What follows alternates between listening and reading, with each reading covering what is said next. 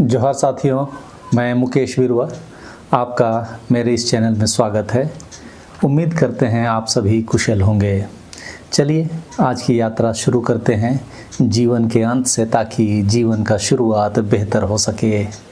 आज हम आदिवासी समुदाय में मृत शरीर को दफनाने के बाद पत्थर रखने की प्राचीन सांस्कृतिक प्रथा के बारे में विश्लेषणात्मक जानकारी हासिल करेंगे। इसका विश्लेषण पर्यावरणीय अनुकूल और प्राकृतिक होगा। वैज्ञानिक दृष्टिकोण के लिए मानव शास्त्रीय, पुरातात्विक और विकासवादी दृष्टिकोण से इस प्रथा को समझेंगे।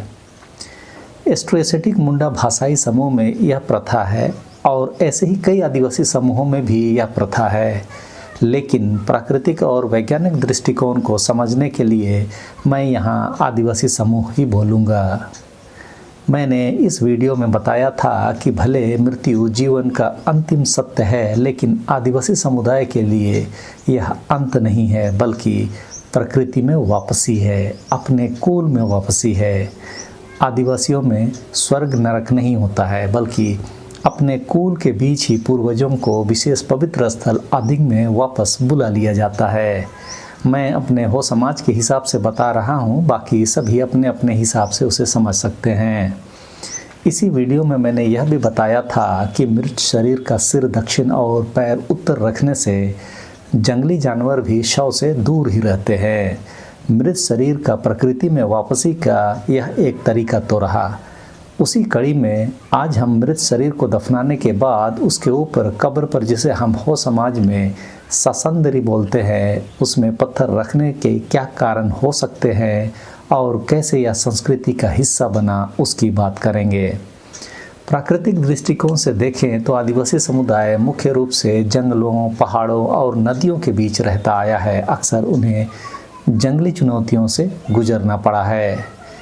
एक बात हमको आपको समझना पड़ेगा कि कब्र पर पत्थर रखने की परंपरा केवल धार्मिक या रूढ़ी मानकर समझना अधूरा होगा। जैसा कि जंगली जानवरों से शवों को खतरे के बारे हमने इस वीडियो में बात की थी, तो उसी तरह बहुत संभव है कि इसकी शुरुआत भी व्यवहारिक ज़रूरतों से हुई और बाद में वह सांस्कृतिक प्रतीक बन गई। उसी को प्राकृतिक और वैज्ञानिक दृष्टि से हम जानने की कोशिश करेंगे। जंगली इलाके और खुले क्षेत्र में शव के लिए क्या खतरे हो सकते हैं? स्वाभाविक सी बात है कि पहला खतरा तो मांस खाने वाले जानवर जैसे बाघ, सियार, लकड़बग्घा, तेंदुआ, गिद्ध, कौवा, ये होंगे। उस समय के आदिवासियों ने पहला तरीका तो सिर दक्षिण और पैर उत्तर की ओर करके दफनाने से निकाला। उसी कड़ी में उस समय के आदिवासियों ने यह भी देखा कि अगर मिट्टी हल्की हो या गड्ढा कम गहरा हो या बारिश से मिट्टी ढह जाए तो शव तक पहुंचना आसान हो जाता है। उस स्थिति में ऊपर भारी पत्थर रखने से मिट्टी दबकर सील हो जाती है, मतलब मिट्टी का कटाव नहीं होकर पत्थर के दबाव से वह स्थिर हो जाती है। दूसरा कि पत्थर रखने से जानवरों की खोदने की क्षमता घटती है। पत्थर से दबा हुआ नहीं होने पर वे आसानी से शव तक पहुंच जाएंगे। तीसरा कारण यह भी रहा होगा कि पत्थर के दबने से मिट्टी से गंध बाहर नहीं निकलती, कम से कम शुरुआती दिनों में। इससे जानवरों को इसकी भनक नहीं लगती।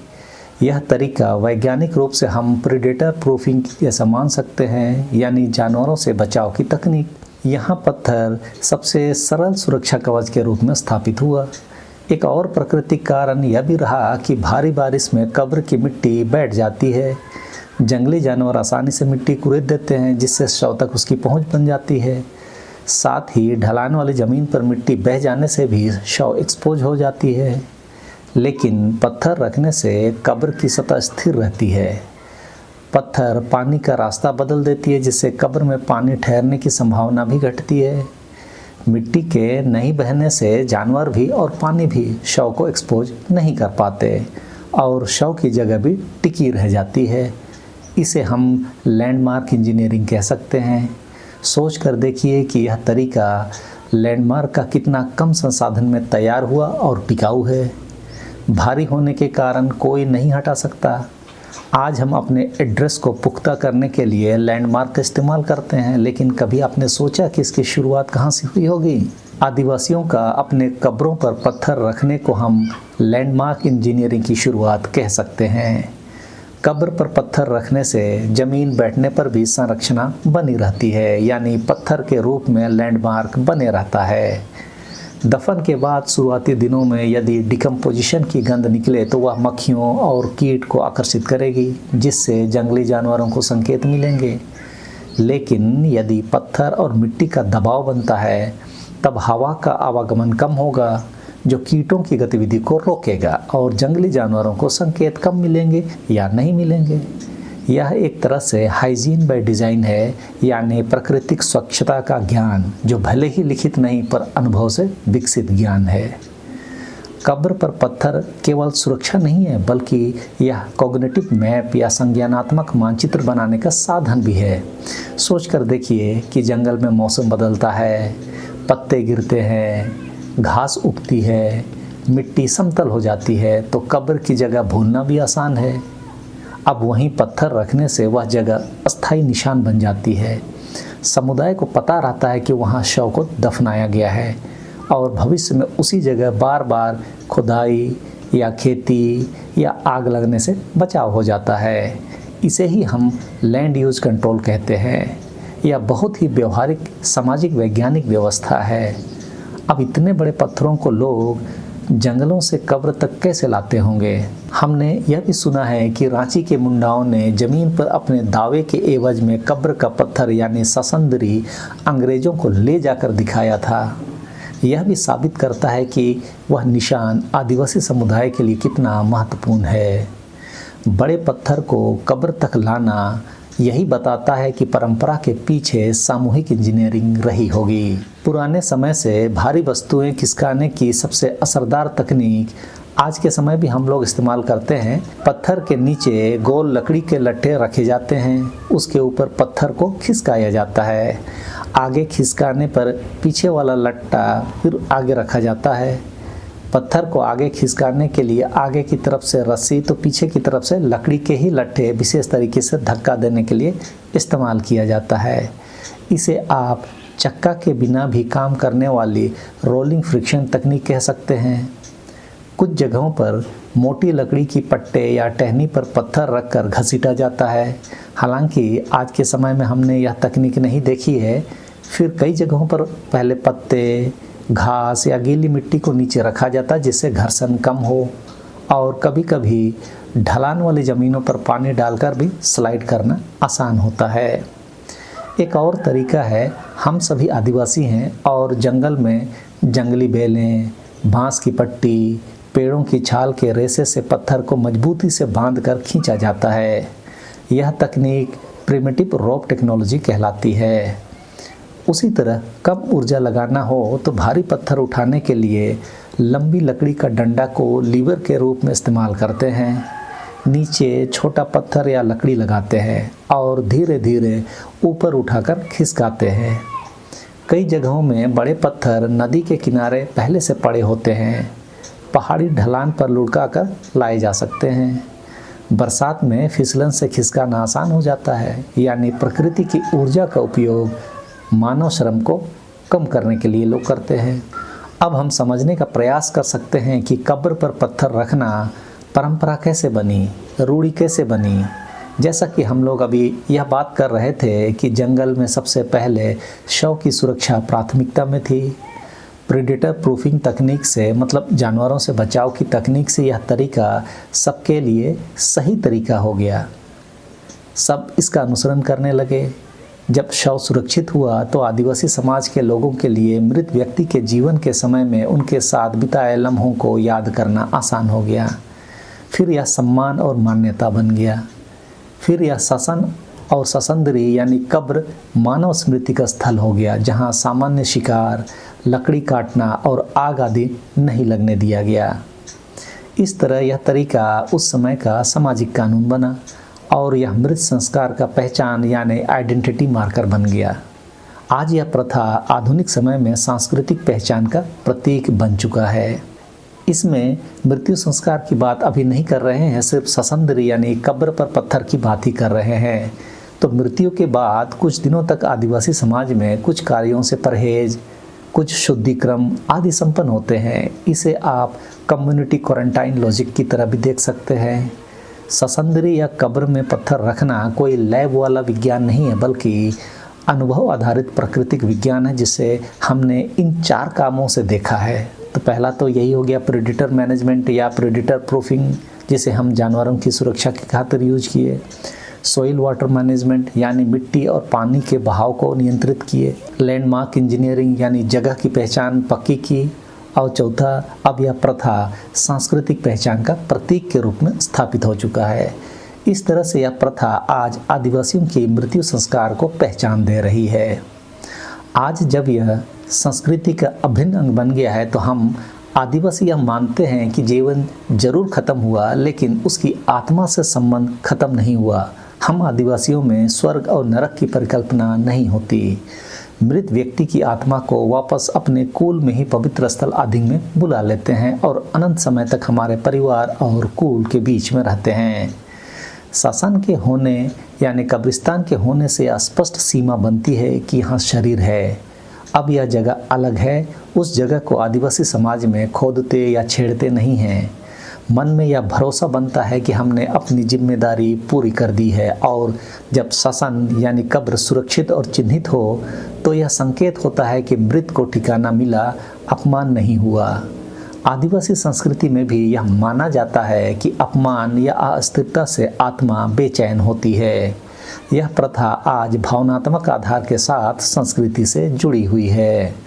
यह प्रथा शांति का मनोवैज्ञानिक विज्ञान है। आज शव को जानवर खोद कर निकाल लें, या श्मशान या कब्र धंस जाए या मिट्टी बह जाए, तो परिवार में डर, अपराध बोध और अशांति बढ़ती है। ऐसी स्थिति में यह सोच प्रबल होता है कि आत्मा को कष्ट हुआ, लेकिन ससंदरी या कब्र में पत्थर रखने से शव की सुरक्षा हो जाती है। कब्र टिकती है और जगह स्पष्ट रहती है। इससे परिवार और समाज में शांति का माहौल व्याप्त हो जाता है। श्मशान आदिवासी समाज में तय करता है कि वह व्यक्ति कौन था, कहाँ दफन है और उसे कैसे याद करना है। जमीन के उस भूखंड में उनके कुल का दावा को स्थापित करता है।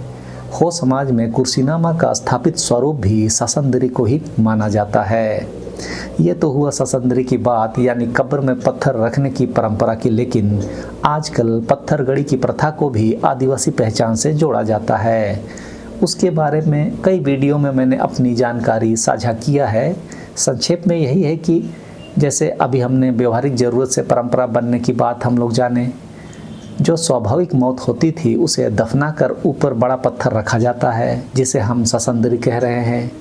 लेकिन आदिवासी सभ्यता के विकास क्रम में हमने जब गांव समाज बनाया, तब यह परंपरा उस रूप में आगे बढ़ी कि जो लोग स्वाभाविक रूप से मरते हैं उन्हें तो श्मशान में दफनाया गया, लेकिन कई लोग अपना जीवन पूरा किए बिना ही बाघ भालू के आक्रमण से, हाथी के आक्रमण से, बिजली गिरने से जब मरे, तो समाज ने उन्हें श्मशान में किसी अनहोनी के कारण ना दफनाकर अन्यत्र दफनाया। जिस जगह में दफनाया वह जगह पहचान में आए सोचकर वहाँ एक पत्थर गाड़ दिया।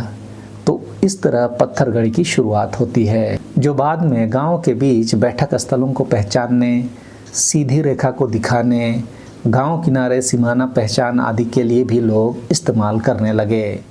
लेकिन याद रहे, संविधान लिखा पत्थर का शिलालेख हमारी परंपरा का हिस्सा तो नहीं है।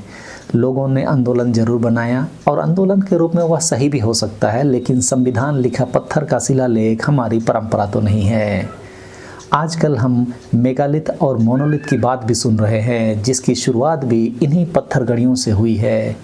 विश्व में इसके उपयोग के कई उदाहरण मिलते हैं। मेगालिथ ग्रीक शब्द मेगा मतलब बड़ा और लिथोस मतलब पत्थर से बना, बड़े पत्थरों से बनी संरचना को कहा जाता है।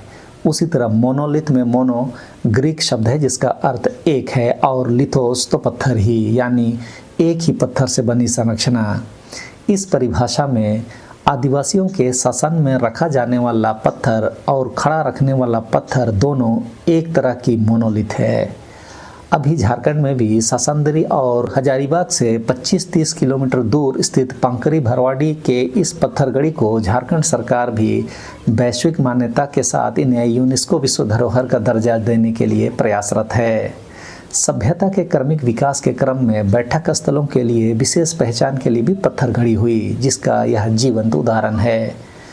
एस्ट्रोएसिटिक मुंडा परिवार का दक्षिण एशिया में भारत भूमि पर प्रवास के बाद इन्हीं क्षेत्रों में सभ्यता का विकास हुआ होगा, क्योंकि हमारी पूजा परंपराओं में आज भी गेरू नगर, चंपा नगर का जिक्र मिलता है और वह क्षेत्र इसी इलाके में है। भाषाई इतिहास के हिसाब से भी शुरुआती दिनों में मुंडा भाषाई परिवार एक ही था।